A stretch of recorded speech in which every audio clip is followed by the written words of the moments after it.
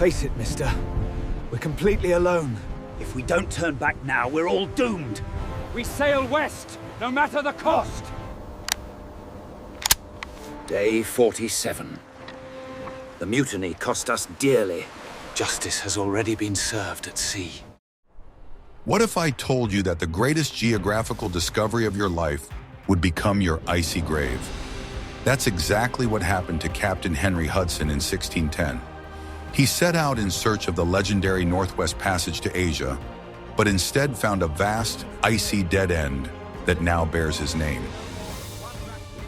This story is not just about discovery. It is a thriller about survival, despair, and mutiny, unfolding amid the endless ice of the Arctic. Watch the video to the end to find out how a desperate winter in the ice led to one of the most famous mutinies in history, and what happened to the people who took that step.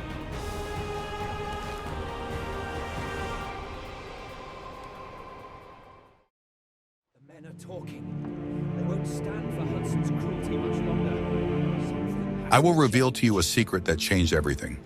Henry Hudson's fourth expedition was doomed from the start, and it was not because of the ice, but because of the people. When the Discovery left London in the spring of 1610, it had not just a crew on board, but a barrel of gunpowder. Hudson, a brilliant navigator, was known for his difficult personality, secretiveness, and tendency to show favoritism, which did not make him popular. The Discovery itself was a veteran of Arctic voyages, but it was modest in size. With a displacement of only 55 tons, it was overcrowded with a crew of 23. This created incredible cramped conditions and tension even before the real difficulties began. Every sailor was in plain sight, and it was impossible to hide the growing discontent. Financing the expedition was a difficult task.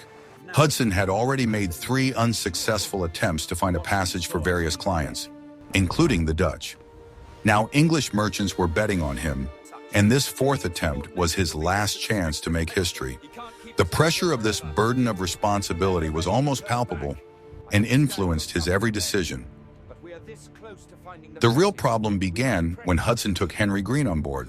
Green was an educated but hot-headed young man with a questionable reputation, whom Hudson had inexplicably decided to favor. This act of favoritism immediately turned the old experienced sailors, such as the seasoned navigator Robert Jewett, against the captain. Jowett himself was a problem. He had sailed with Hudson before and was experienced, but he was vindictive and prone to intrigue. He believed that his experience gave him the right to challenge the captain's decisions, especially when the upstart Green came on board. These 2 men, Green and Jowett, became the catalyst for the future mutiny. The expedition encountered difficulties from the very beginning. Passing Iceland and Greenland, they entered what Hudson considered to be the beginning of the coveted passage, a narrow and dangerous strait. The crew had already begun to grumble, seeing only new ice fields ahead of them, rather than the warm waters of the Pacific Ocean, but Hudson ordered them to press on. This strait, now known as Hudson Strait, was an icy maze. For weeks, the ship maneuvered between icebergs, risking being crushed. Fear and cold permeated the crew. They were explorers on the edge of the known world, but they felt like prisoners being led nowhere by a possessed captain. Finally, in August 1610, they broke out of the strait and entered a vast inland sea. Hudson was certain it was the Pacific Ocean. He ordered a turn south, seeking a route to Asia. Instead, he led his ship deeper and deeper into a giant ice trap. Our main source of information about these events is the diary of one of the survivors, Abacuk Prickett. However, his words should be taken with a grain of salt. Prickett was one of those who returned without the captain, and his diary was, in essence, an attempt to justify himself and his comrades before the court. It was a crew rife with internal conflicts even before they saw the first ice. Do you think Hudson had any chance of avoiding conflict with such a crew? Share your opinion in the comments, and don't forget to subscribe to the channel so you don't miss our next investigations.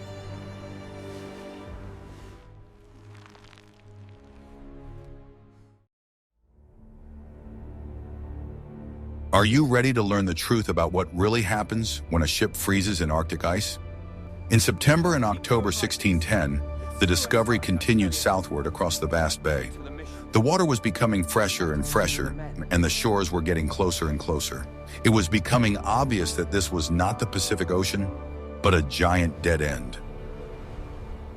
The mood on board sank to a record low.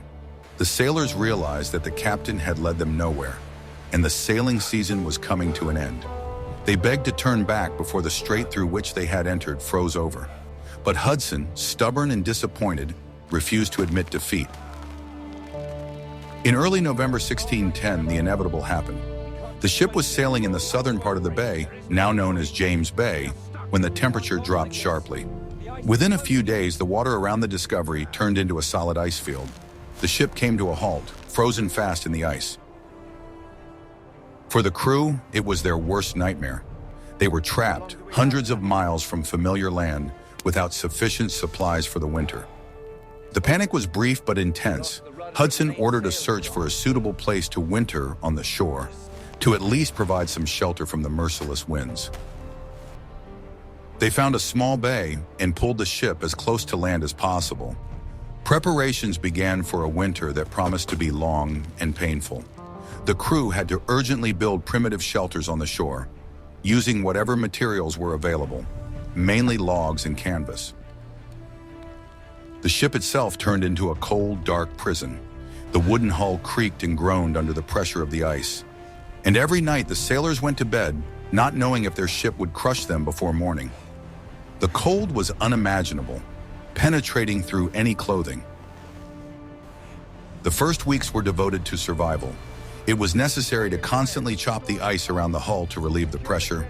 It was necessary to organize watches, not only to guard against the wild, but also to maintain the fire, which was the only source of heat. Robert Jewett, the old navigator, never missed an opportunity to remind the crew that it was Hudson's stubbornness that had led them into this trap. He openly said that the captain had ruined them all. These words fell on fertile ground. The crew was exhausted, frightened, and angry. Hudson, realizing his mistake, withdrew into himself. He rarely left the captain's cabin, leaving the crew to cope with the difficulties on their own. This power vacuum was immediately filled by other, less scrupulous people, such as Henry Green. The ship became a prison, but the real horror was not the cold, but what began to happen to the provisions. Are you ready to find out what absurd survival tactic they had to resort to, which ultimately divided the crew?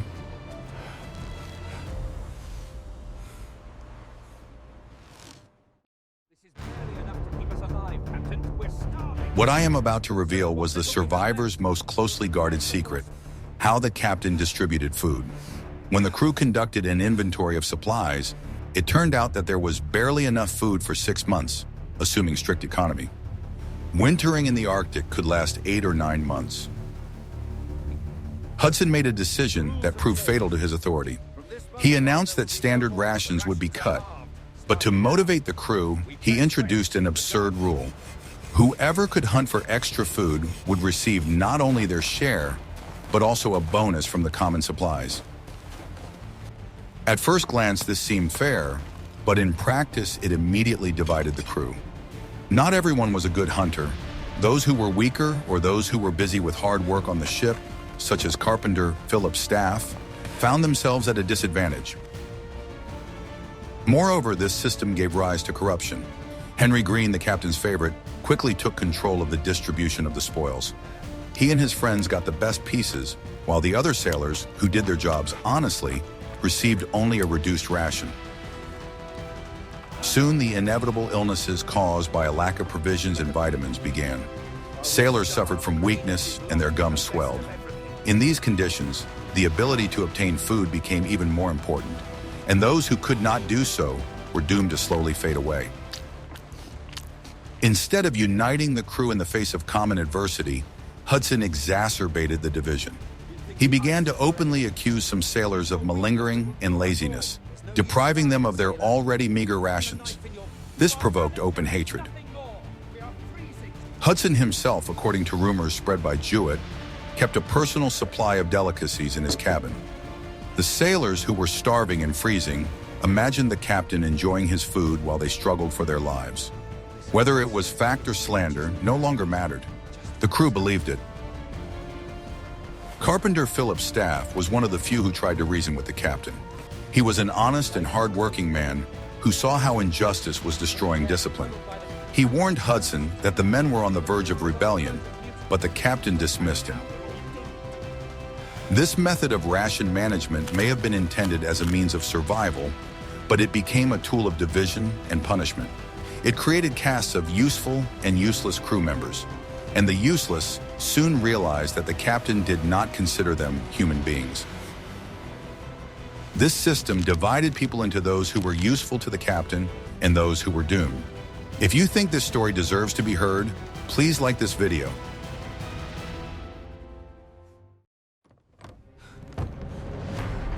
What if I told you that everything the sailors believed about their captain turned out to be true? In the spring of 1611, when the ice had not yet melted, but disease and food shortages had reached their peak, an incident occurred that finally destroyed Hudson's authority. The captain ordered a search of the crew's personal belongings for hidden food. This was an unheard-of violation of maritime tradition. The sailors were furious. During the search, some were indeed found to have a few biscuits that they had been hiding for a rainy day. But most importantly, the crew gained access to the captain's cabin. The rumors were confirmed. The sailors discovered that Hudson did indeed have food supplies that he had been hiding from everyone. It wasn't just food, it was delicacies that he had saved for himself while his men suffered.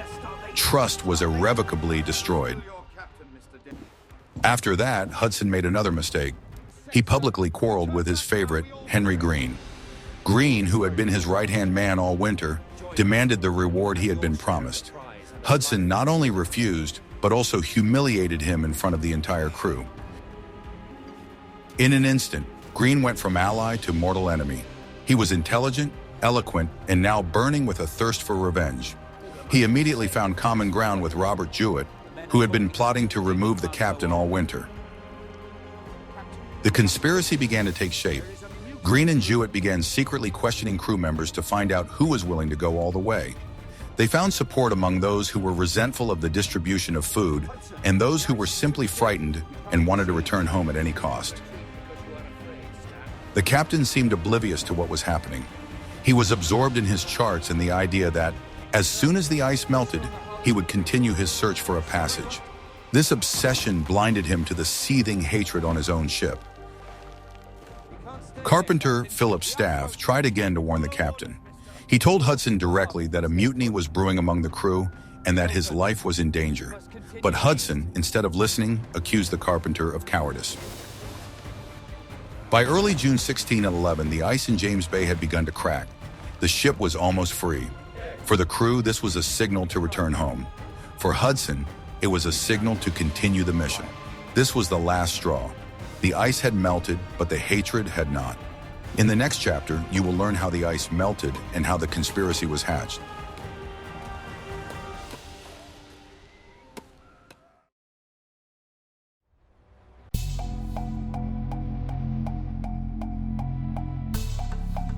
In mid-June 1611, the ice finally receded, and the Discovery was once again rocking on open water. 8 months of agonizing wintering had come to an end. The crew, exhausted and sick, awaited only one order: to weigh anchor and head east, home to England. Henry Hudson gathered the crew on deck. The sailors looked at him with hope, which quickly turned to horror. The captain announced that there were not enough supplies to return home, and therefore he intended to continue searching for a passage to the west, hoping to find help or rich lands there.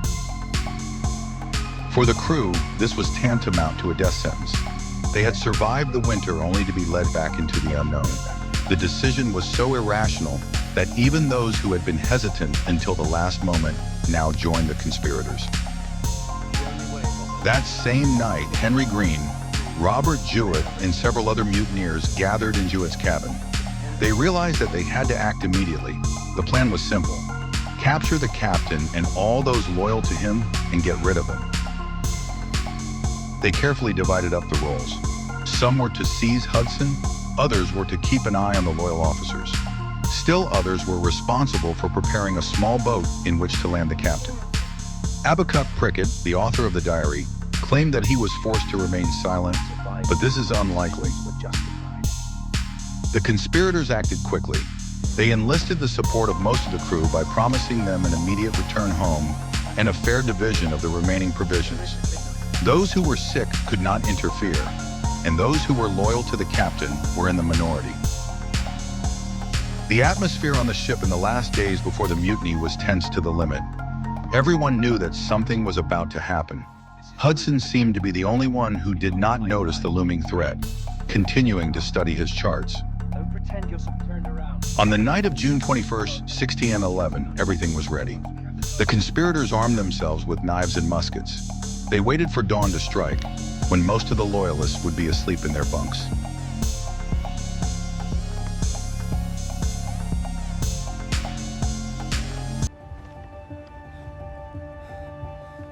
Guess what happened next while the captain was fast asleep in his cabin? At dawn on June 22nd, 1611, as Hudson was leaving his cabin, he was attacked. Henry Green and several other sailors grabbed him and quickly tied his hands behind his back. The captain was taken by surprise. He shouted for help from loyal crew members, but it was too late. The mutineers acted in a coordinated and brutal manner. Robert Jowett led the capture of other officers who tried to resist. Chaos reigned on the deck. Those who did not participate in the conspiracy were locked in their cabins. 6 sailors who were a burden to the mutineers were the first candidates for expulsion. They began to be dragged out onto the deck by force. The mutineers launched a small sloop. It was an open boat, completely unsuitable for sailing in Arctic waters. It was into this boat that they began to herd the undesirables. The bound Henry Hudson was dragged to the side of the ship. His son John Hudson was also captured and thrown into the boat with his father. The mutineers spared no one who could testify against them in the future or challenge their authority. A total of 9 people were herded into the boat. They were the captain himself, his son, and 7 other sailors who either remained loyal to him or were too sick to be of any value to the mutineers. Their fate was sealed. They were thrown a few supplies. According to Prickett, these consisted of a single rifle, some gunpowder, a kettle, and a small supply of food. This was not help, but a mockery, a gesture intended to formally absolve the mutineers of guilt for outright murder. When the boat was already in the water, one of the most dramatic moments occurred. The carpenter, Philip Staff, whom the mutineers had left alone because they needed him, approached the ship's side. He cursed the mutineers for their betrayal. Staff declared that he would rather share the fate of his captain, whatever it might be, than save his own life with the mutineers. He voluntarily climbed into the boat with the doomed men, taking only his carpentry tools with him. They were thrown into the icy water. In the next chapter, you will learn what they were given to survive and who voluntarily joined them.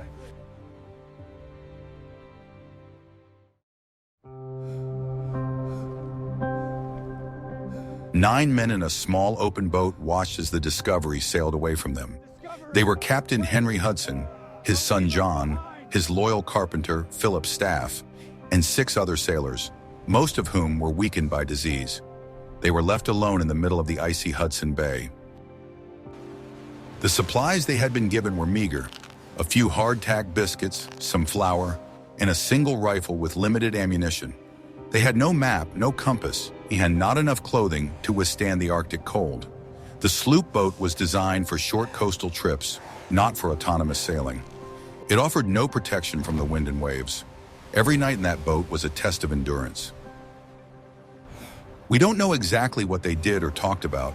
Hudson's diaries remained on the ship. All we know about their final hours comes from a brief mention in the diary of Abacuk Prickett, who watched them from aboard the Discovery. It can be assumed that Hudson, an experienced navigator, tried to take control of the boat. Perhaps they tried to row to shore in the hope of finding some shelter or food there. But the shores of the bay were deserted and inhospitable.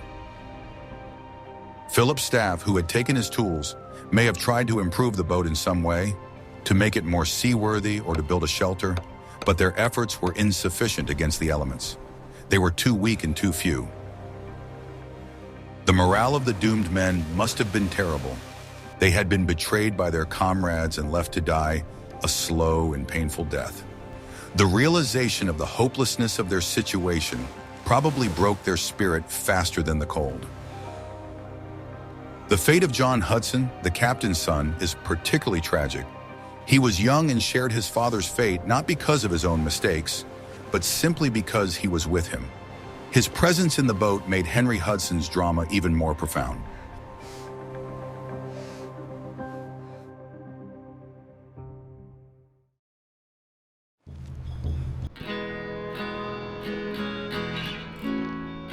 What really happened to the 9 exiles?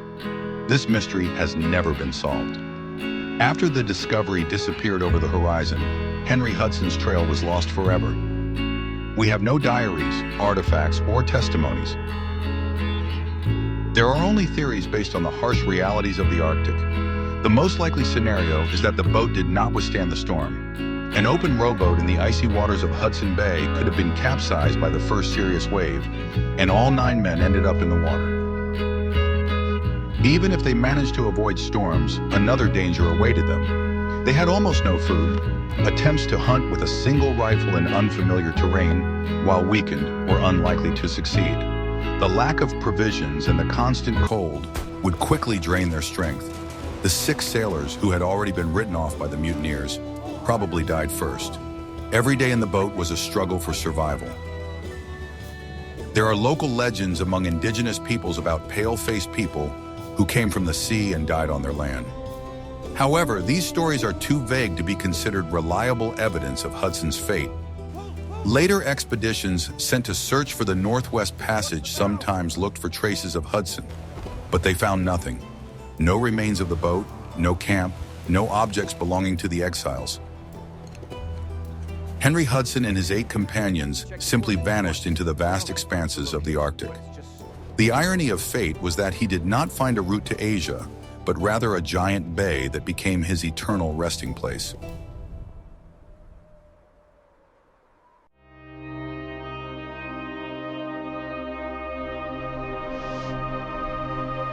After Hudson's boat disappeared from view, a new authority was established on the Discovery. Formally, the ship was commanded by Robert Bylot, the navigator whom Hudson had appointed to replace Jowett. But the real power lay with the instigators of the mutiny, Henry Green and Robert Jowett. Their first task was to get out of Hudson Bay. This proved to be no easy feat. They spent almost a month wandering through the icy labyrinth of the Hudson Strait before they were able to reach the open Atlantic Ocean. Their supplies were dwindling before their eyes. Henry Green, who had been the instigator of the mutiny, proved to be a poor leader. He lacked authority, and discipline on the ship quickly collapsed. Now that there was no common enemy in the form of Hudson, the mutineers began to fight among themselves. They were forced to stop at the coast to replenish their supplies. During one of these landings, they got into a violent skirmish with the locals. The mutineers underestimated their opponents and were attacked. In this battle, Henry Green, the man who started the mutiny, was killed. His short and inglorious reign ended on a deserted Arctic shore. Several other active participants in the mutiny died with him. Robert Jowett, the old schemer, also did not see his native shores. On the way back across the Atlantic, the food shortage became catastrophic. Jowett, whose health had been undermined during the winter, died of exhaustion just a few days before the ship reached Ireland. The Discovery landed in England in October 1611, almost empty. Of the 23 men who set sail, only 8 exhausted survivors returned, including Robert Balin and Abacuk Prickett.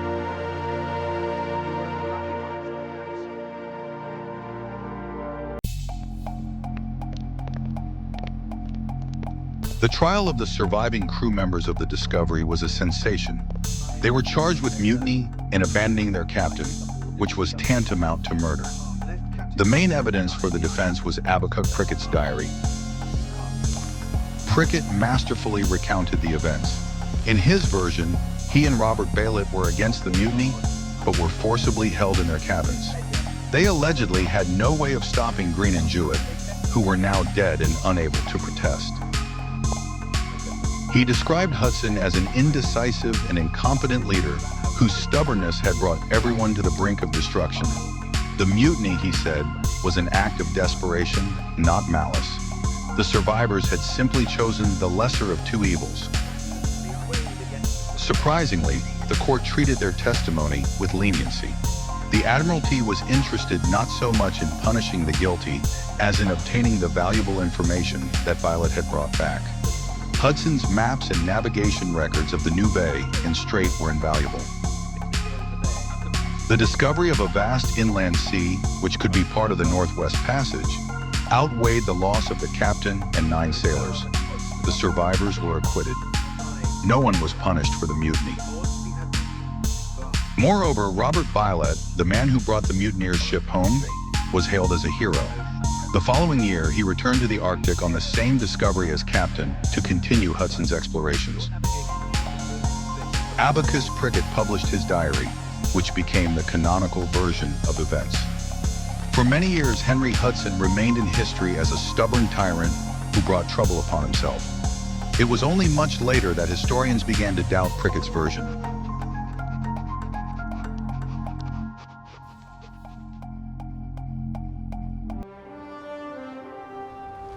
The story of Henry Hudson is a classic example of how the pursuit of a dream can turn into a nightmare.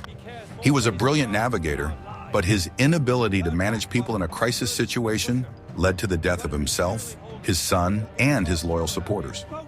The mutiny on the Discovery remains one of the darkest chapters in the history of the Age of Discovery. It is a story about how the boundaries between right and wrong are blurred in the struggle for survival, and how the price of a mistake is not only your own life, but also the lives of those who trusted you. The icy bay has retained the name of its discoverer, but also the secret of his last days. What other historical adventures, survival stories, or forgotten expeditions would you like to see on our channel? Perhaps you are interested in the fate of Franklin's expedition or Shackleton's desperate voyage? Suggest topics for future videos in the comments, and don't forget to subscribe so you don't miss any new investigations.